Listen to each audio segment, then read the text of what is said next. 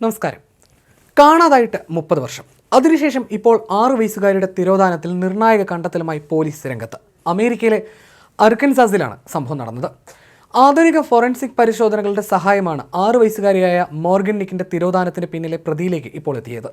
ഒക്കലഹോമ അതിർത്തിയോട് ചേർന്നുള്ള ആൽമ നഗരത്തിലെ ബേസ്ബോൾ ഗ്രൗണ്ടിന് സമീപത്ത് നിന്നാണ് 6 വയസ്സുകാരിയെ 1995 ജൂൺ 9 കാണാതാകുന്നത്.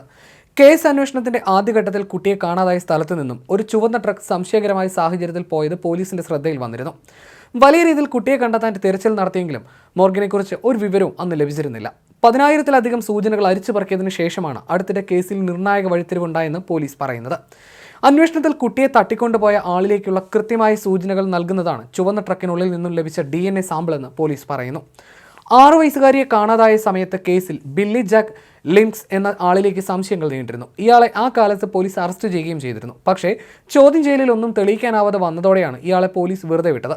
2019 അന്വേഷണ സംഘത്തിന് ഇയാളുടെ ചുവന്ന ട്രക്കിനെക്കുറിച്ച് വീണ്ടും സംശയം തോന്നിയതോടെ വീണ്ടും പരിശോധന നടത്തുകയായിരുന്നു.